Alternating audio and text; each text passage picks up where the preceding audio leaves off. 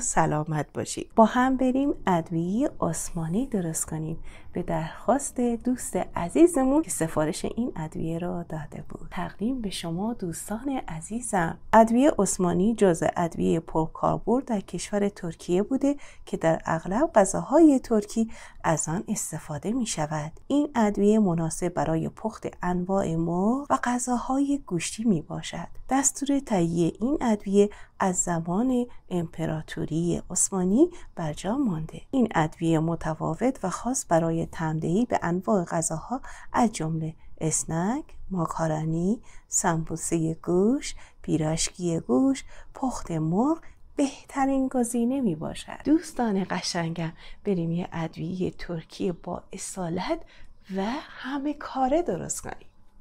خب من آسیاب باز کنم که مواد رو آسیاب کنیم. زردچوبه 2 قاشق چایخوری رو اضافه میکنم. سیر 2 قاشق چایخوری اینم اضافه میکنیم.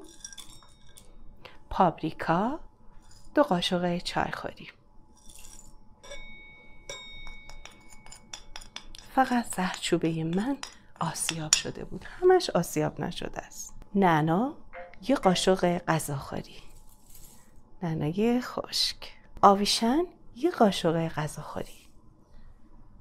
دارچین 3 قاشق غذاخوری، اینم آسیاب نشده باشه. زعفران 1 قاشق چایخوری. تخم گیشنیز 1 قاشق غذاخوری. فلفل سیاه 1 قاشق غذاخوری، اینم اضافه میکنیم. زنجبیل 1 قاشق غذاخوری. سماق 1 قاشق غذاخوری. فقط از سماق آسیاب نشده استفاده کنید. ببینید آسیاب نشده اون دونه های ریز و کوچولوان، ببینید باید این شکلی باشه. سماق هایی که بازار میخرید اونا خالص نیستن، این که آسیاب نشده واقعا خالصه. حتما اینطوری استفاده کنید. 1 قاشق غذاخوری رو اضافه میکنم. زیره سبز 1 قاشق غذاخوری. ارگانا یا پونه کوهی 1 قاشق غذاخوری. رازیانه نصف قاشق غذاخوری. فلفل قرمز 1 قاشق غذاخوری. این فلفلا تون نیستن، فلفل من شیرینه.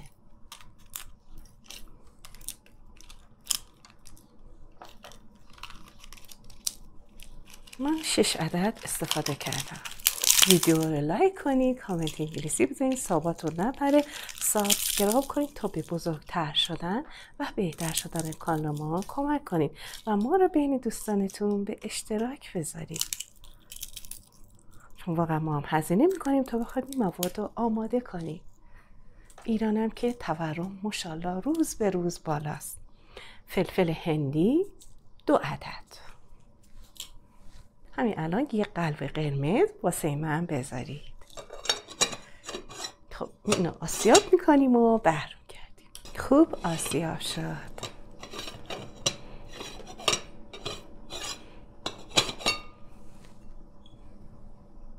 به به به به، چه بوی عطری به مشام میرسه. اگر غذاهای خوشمزه و ادویه‌های خاص میخواین به آشپزی ما سر بزنید.